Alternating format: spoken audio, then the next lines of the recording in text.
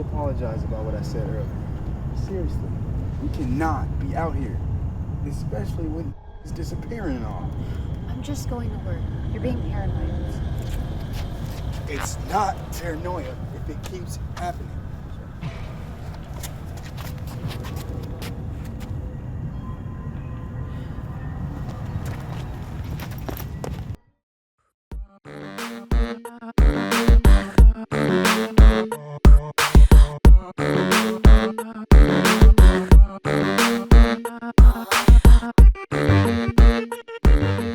Hi, welcome to the Inside the Kiln Podcast. My name is Deji, Emmanuel. Thank you for joining us today. We are here talking about Inside the Kiln, the film made by students, made for everyone. It is a socio-commentary film. Someone gave me that word earlier. I loved it. Social commentary film about a young lad, a lady, if you will, who has big ambitions and seems to be dealing with a lot of issues from her family, her school. Now, people are disappearing, immigrants, from her life. Sounds familiar? Yes, it does. Today, we're talking with crew. We're speaking with my first AD of the film, Rocel. Say hi. Hello. And the producer, the guy that makes the whole thing happen and runs the show, Mr. Joseph. Please introduce yourself. Hello, I'm Joseph, the producer of Inside the Kiln. So the reason why we have crew today is because nobody outside the show. I'm joking.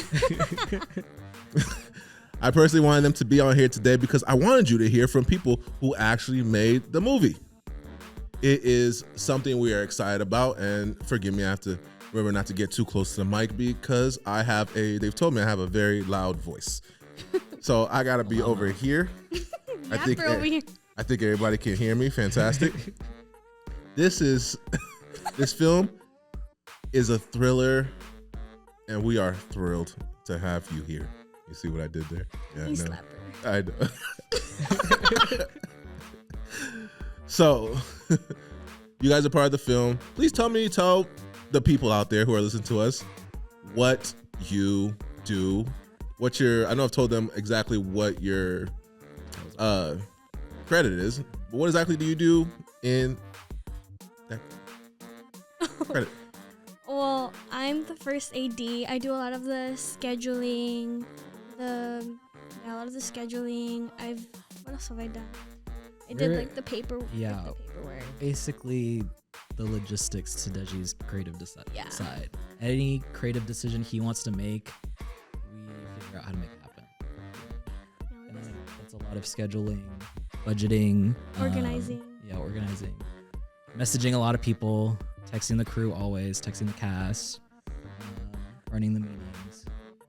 I don't know, just all the serious stuff. Yeah, we do all the business stuff. This is very important stuff. No. All right, don't make it. Look, I know you're thinking out there paperwork. Yes, because I don't like to do it. We do it for Deji. They're very important parts of the production. Without these two, things do not happen. I can be as creative as I want to, but if there's not someone actually setting the schedule, someone not directing the crew, someone not making sure things are where they're supposed to be, you guys get a very, very bad product. And I am super grateful for them.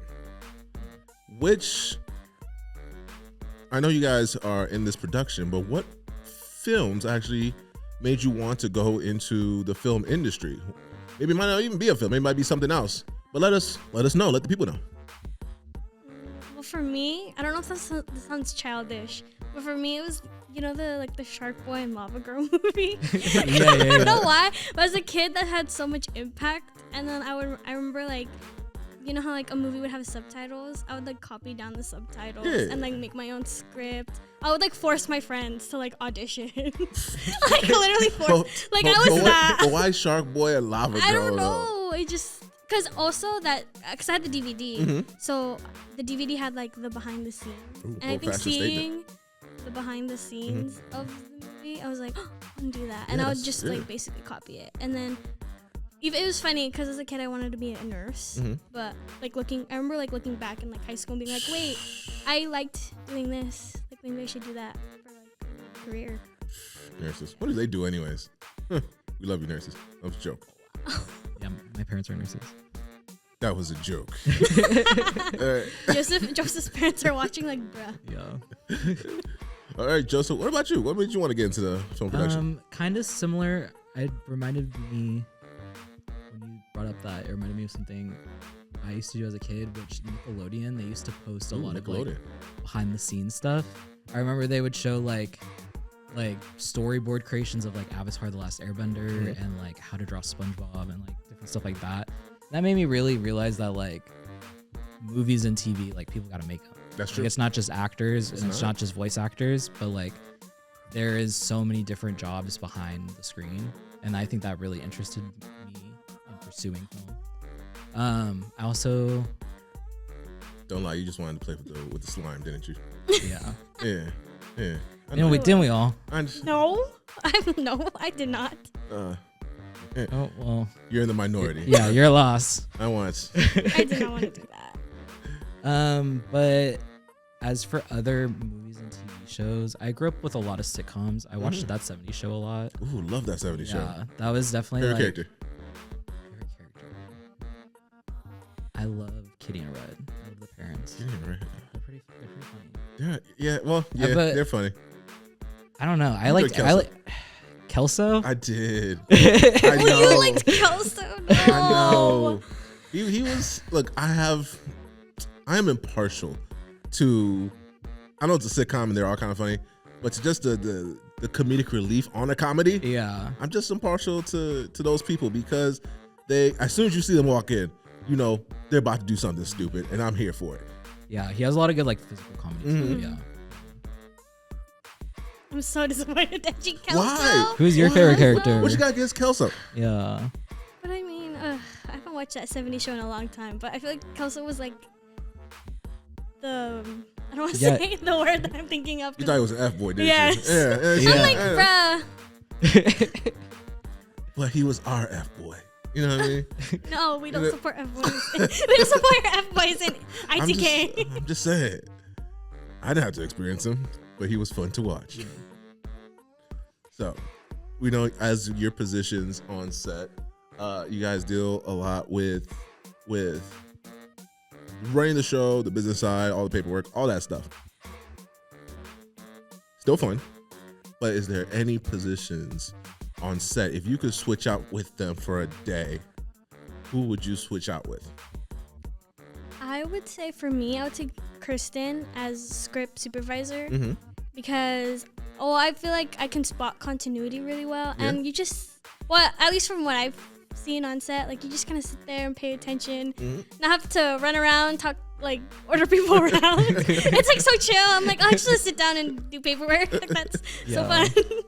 With her stopwatch and clipboard. Ooh, that's my favorite Kristen memorabilia, the stopwatch. The stopwatch. Every time I say action, I hear her hit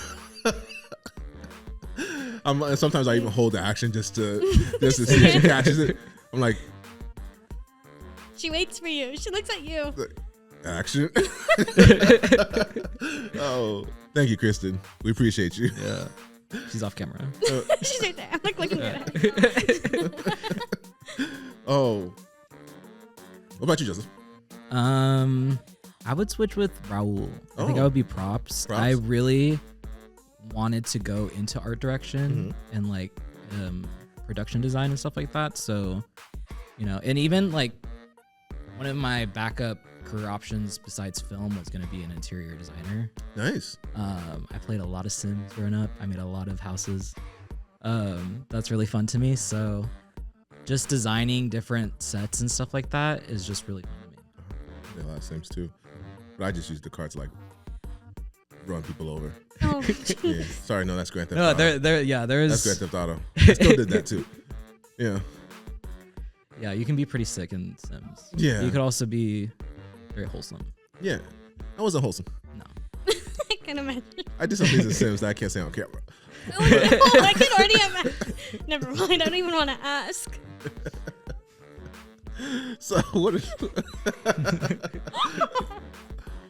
some of the? We had a lot of moments on set. It was super fun.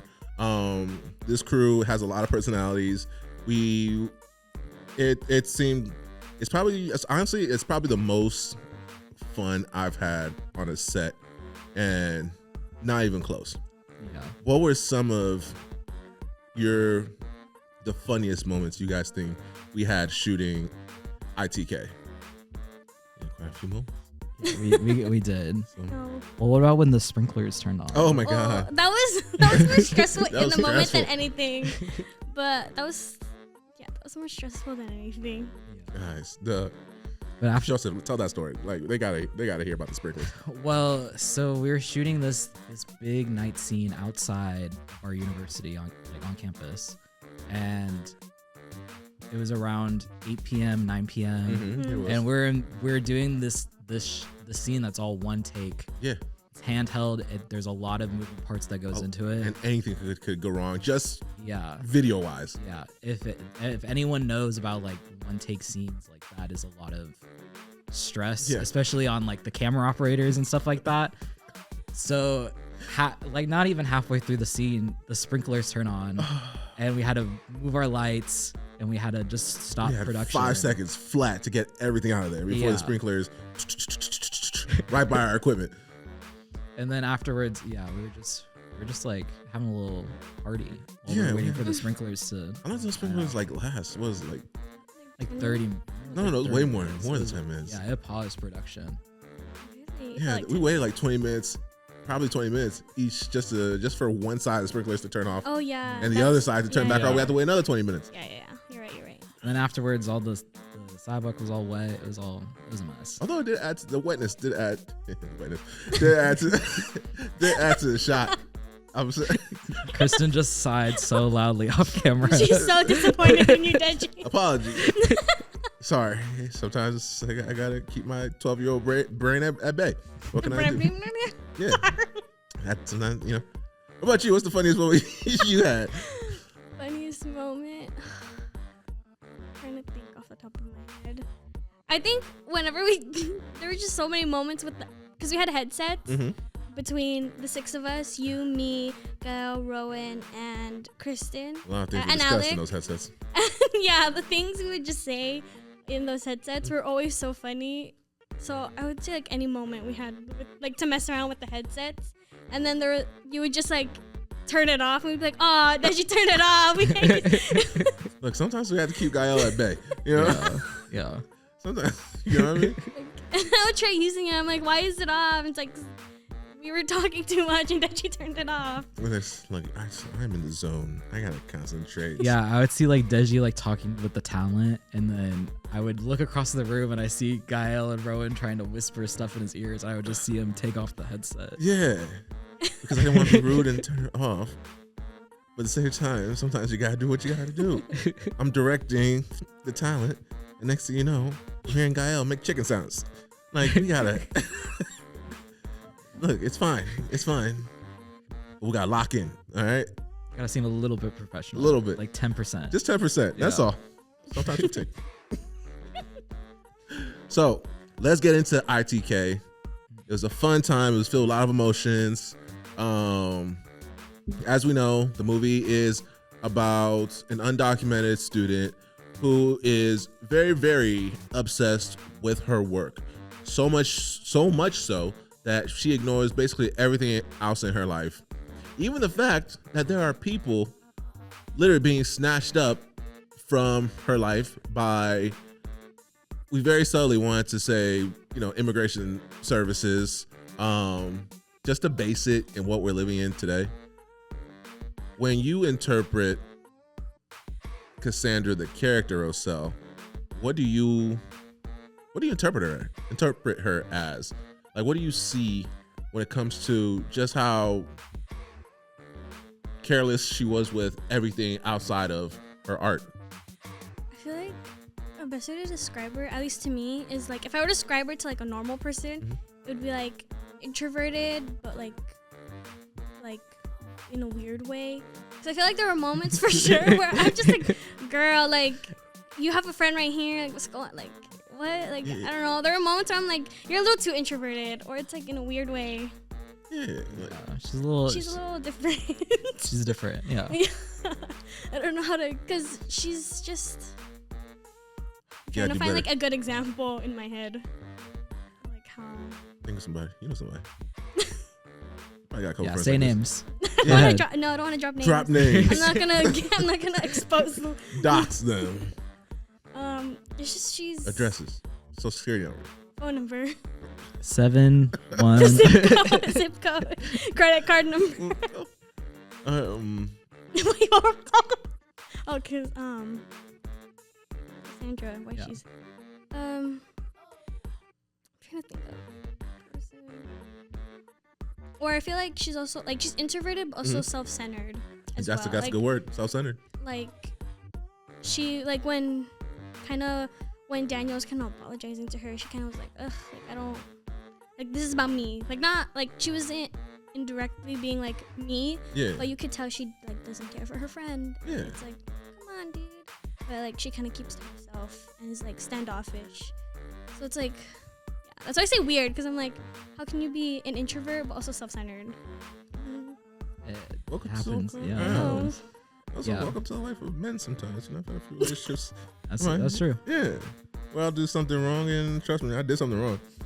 Then I'll go apologize, and then next thing, I was like, well, you haven't done enough. Blah, blah, blah, blah. And then when she comes to apologize to me, I'm like, all right. Not that you're dropping like major lore right now. You know what I mean?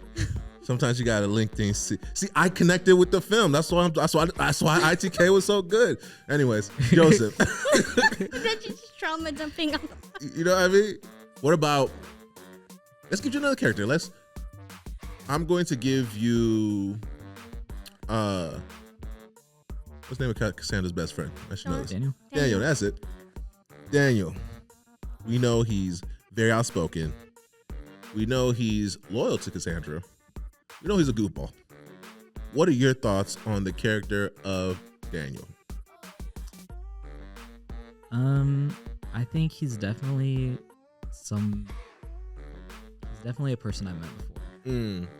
And I think he's definitely like a class clown. He is. He's very extroverted and outspoken. He's kind of like the opposite of Cassandra in a lot of ways. I feel like they're very yin and yang. Salt and pepper. Yeah, salt and pepper. Peanut butter and jelly. Peanut butter and jelly. The list goes on. Gasoline and no. Gasoline and what? Wait, what? I don't know. I ran out of examples. But yeah, I think that he stands up for what he believes in. He's not really trying to get a leg up in the world. I feel like Cassandra definitely chooses her career and her art over her friends and her family. Yes. And even her morals to an extent. But Daniel is very deeply rooted in his morals. Yeah. And making sure that like he stands up for himself and the people around him. And he does that in a very, very Daniel goofy way. But that's why we love Daniel. You know, he seems like someone that's and you can tell me if I'm wrong, he seems like someone that I would always have around me to be. He's loyal. You know, you can't take him to every function, but you know, if you did, you'd have a lot of fun. No, yeah, exactly. Yeah. For one of the other main characters that was in this, and you two can speak up whenever you want about this. Professor Clayton. We know she is the professor that Cassandra holds just in the highest of regards. I noticed though, Professor Clayton doesn't seem shy about, I think, taking advantage of Cassandra. How do you guys feel about that particular relationship? Have you ever met like professors who you feel like, I don't know, something don't seem right about you, or you're so willing to just give me instructions willy-nilly? Sure, like in high school, like, you know, any high school, college, any of that thing. The creepy teachers, like It don't even need to be creepy. But that's what kind of Professor Clayton reminds me of. Just like that, like creepy teacher that was like obsessed with one student. That's kind of that's true. Like they're molding you into something. Yeah. So like, I've definitely had some teachers who like they had favorites. Yeah. Yeah. And so that's kind of what Professor Clayton reminds me of. Just like a very like picky, like oh, this is my student. They're like literally this is my student. That's what I think of when I think of Professor Clayton. Yeah. And like the way she sees Cassandra, just like mine, like no one else. Yeah, it's definitely toxic, but I think that's what makes it kind of interesting to watch because I don't want to be in that situation, but it's just But Cassandra, I don't know about you, but to me, she seems like she very much like enjoys the attention. Yeah. Because she's so introverted, but when Professor Clayton comes around, her personality changes a little bit. Yeah. She's more in tune. You think that's more due to Professor Clayton or more due to her passion for the art? Well, I kind of see it as they both kind of know that they're exploiting each other in a way. Like, because Professor Clayton obviously sees a young pupil that has all this artistic ability and maybe she can get involved in that in some way. She can hop on the gravy train.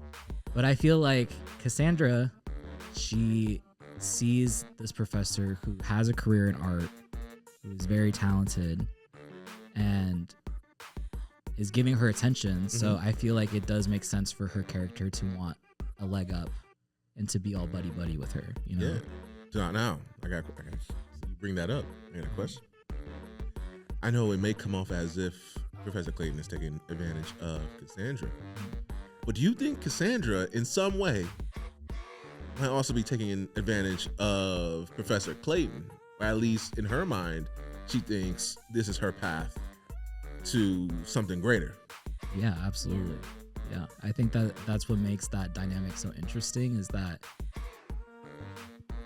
it is kind of toxic from both ends because she's allowing all of this kind of tomfoolery from Professor Clayton, especially when it comes to Professor Clayton's feuds with some of the other people. Yeah, what she got against my man Daniel? Exactly. Yeah. Especially since like Daniel is Cassandra's best friend. Like you would think you would stand up for your best friend, but she's not. What drew you? Because we had as we know, this started off as a student project. I always tell people it goes way beyond that now. And we had pre-production meetings way before like the classes even started. What exactly drew you to this particular project? And you said, I'm in. Well, definitely you, Deji. Yeah, I appreciate it. You. Yeah, working with you on past projects, I knew that whatever we were gonna make, it was gonna be something good. Fantastic. We were all gonna try our best. And I feel like the three of us, we got a good working dynamic. Yeah, great working dynamic. But I remember one of the first meetings that we had was to decide which script we were gonna do. We had a couple different options. We did. And they were completely different from they're different from each other. Yeah, it was like one was like a stoner comedy, stoner buddy, and there comedy. Yeah, and there was a couple others too that we decided against, and yeah, I don't know. Just this story, obviously, it reflects modern times for sure. But it's just a movie I would want to see. I love psychological thrillers. Yeah. I love led psychological thrillers in particular, especially when they're able to sort of show off their acting chops in the way that they're able to in this movie. So yeah, I just like the script. That's a big thing as well. It's a big women driven piece. Most of the characters are women. You have Daniel, who's a substantial part, but I think just having it driven by Cassandra, by Professor Clayton, even by Cassandra's mother, I think it adds, an emotional tone that really makes people understand. Yeah. Love dudes. We're great. But sometimes we can't get that emotion Definitely not out of a guy. as nuanced. Nuanced, you know? Can be. Yeah. Like literally, Leo was about to. Oh, actually no, I don't think I can say it because I think it's a spoiler. No, don't say any spoilers. But you were moved by acting. Well, I think there was a point in when Alejah was acting that we were really like, oh my god, she's like yeah, no, she, I understand. Like we were all like in awe of her. Yeah, it was the emotion that she displayed on screen at the time was wow. Yeah. This girl can act. And once again, the audience sees that, it's conveyed to them. While if it was, I thought they wouldn't get this a good feeling from a guy. But I know a certain percentage of trolls out there would be like, get your up off the floor. Trying to keep this PG because this has to air on public stations out there. Yes, PG in this household. Anyways, for Inside the Kiln, and who would you say is your favorite character? I would probably say Cassandra, Mhm. just because I feel like, well, I kind of relate a lot to Cassandra, like being like Filipino American and like just kind of how, well, I don't. Oh, that's true. That it does significantly relate to you as well. Yeah. Even though like I obviously don't experience like my like I'm not an immigrant. I'm like one of the only people in my family that's born and raised in America. But like I think I kind of relate to her like in the sense of like the pressure your family puts on you. So I think like when we touched on that at least a little bit for ITK, I related to it a lot, and like that's kind of. Why did you want to be a nurse? Was it because of your family? Yeah, it's because my family. It's always the gosh dang family. Because I like went from nurse to like lawyer to like accountant, and then when I was like really deciding, I know, right? Like just because I was good at math. Hey, hold on. My dad's an accountant. Yeah. Deji's dad is upset right now. Oh, sorry. But yeah, I think the pressure of like succeeding the thing. So I just bounced around from like the quote unquote big careers, but I ultimately ended up going with film in like my freshman year, just being like, I want to do film. Was your family supportive? No. Oh. It goes against like the Filipino stereotype, exactly, yeah. like of like be a nurse, make big money, and then take care of us when us meaning my mom. Yes. Take care of me when. Well, then that definitely makes it relate to Cassandra, because that's like a big part of her character is that dynamic. Yeah. So like especially when I had to translate for a scene too, I was like, oh, this is like me and my mom, like for real. Oh, you're not the only one. My parents, I said most of my dad. My mom was pretty chill. She's cool. My pops, he wanted to like hold me down. It's like go become like a doctor or some stuff, you know. And obviously, as you guys can see, I'm not a doctor. Yeah. You know. I could not see you as a doctor. How could you see me as a doctor? I don't know. You know, you don't give off that vibe. You don't give off that vibe. I be cutting people up. I don't. Maybe that's why, because you're like you're acting like you're cutting open a steak. Do a little shank right there. Open heart surgery. You know, then prescribe them some, I don't know, oxycodone. I think you should stick to. That's what doctors do, right? I don't think you need. If at this point, if you were my doctor, I'd be nervous. I don't know. I feel We're pretty just safe. in the middle of set. We're like, we need a doctor. Deji comes in, just like, I got you Move guys. away. He's like ready to like cut off like. Bring the inhaler. That person's not asthmatic. Doesn't matter. We need it. We need it. What about you, Joseph? What was your favorite character?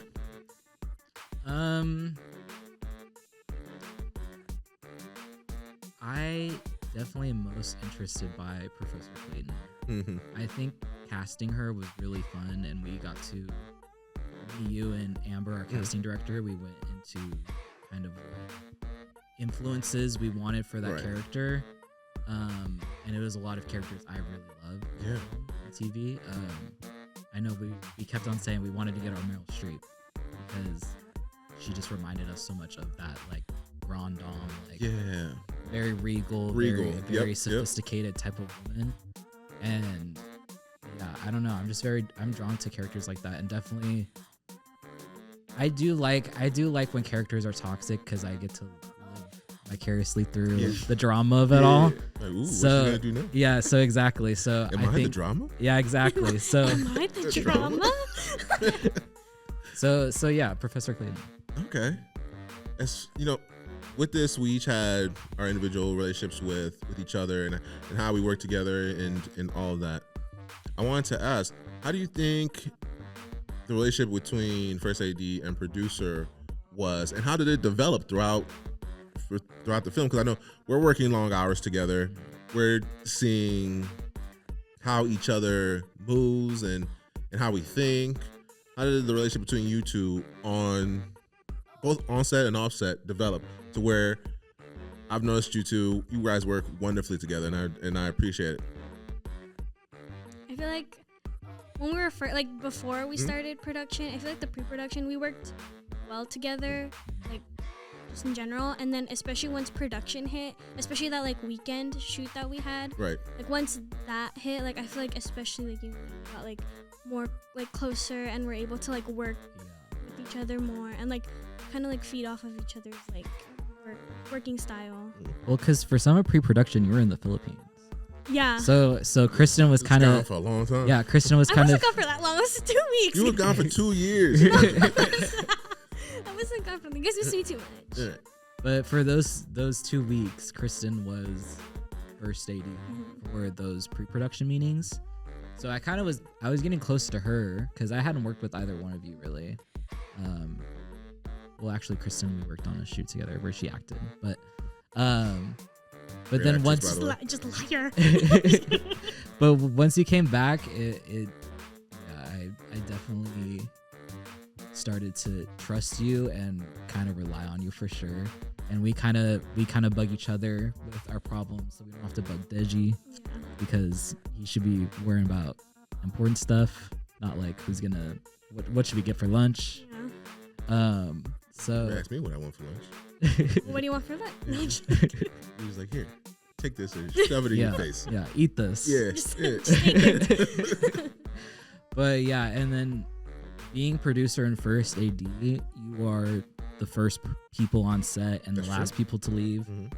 Mhm. We stayed so like remember like our original our wrap time was like at what, midnight or 1, and we stayed till like 3 in the morning. Yeah, 3. Just We're cleaning cleaning up. blood off Yeah. the sidewalk. We're cleaning up blood, and The ceramic studio. Don't we ask were any questions. yeah, don't ask any questions. But we were cleaning up blood in a parking lot, Yeah. and, as one does at 3 in the Yeah. morning. Three in the morning. This is like a normal thing that totally- happens. If you haven't totally done innocent. it yet, And I'm just so tired and depleted from the day. Like I am so like delirious. And then Rocel just goes, "I had so much fun today," and I was like, because I did have so much fun that day.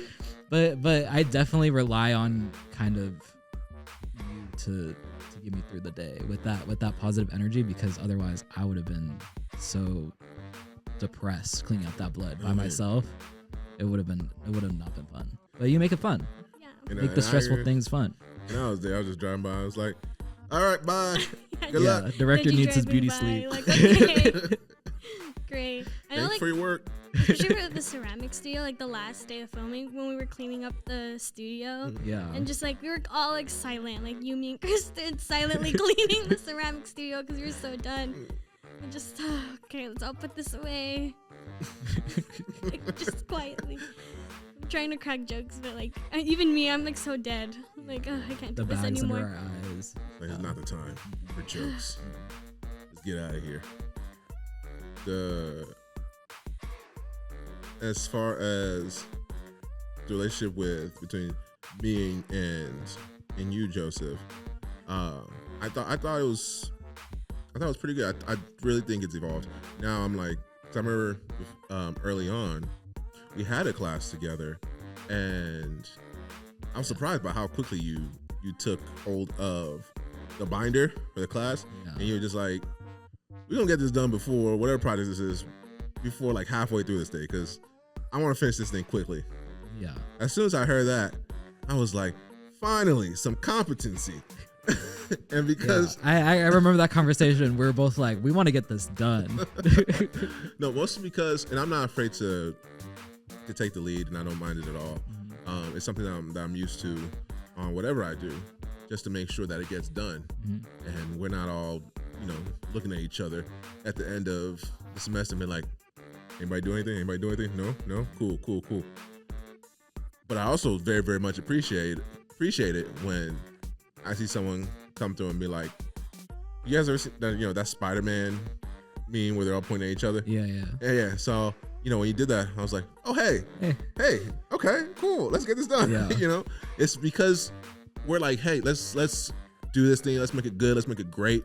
Anybody that I see that has a semblance of greatness in them, that's who I want to truly continue to work with. And our relationship throughout this thing, I'm like, this is fantastic. Yeah. And anytime I do anything in the future, I told you this too, I was like, Joseph, you are my producer now. Yeah. Like, don't be on any other team.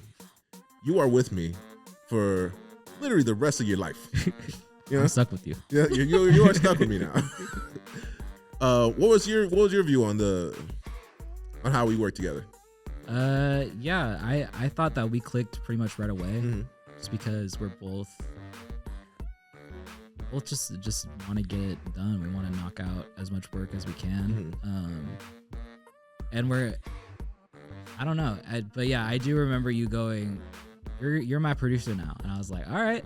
I was more than fine with that, because I feel like we just cover different grounds. What I do and what you do, like, they're so different, but because they are so different, that's why we work together. Like, there's times where we're not even in the same room. Yeah.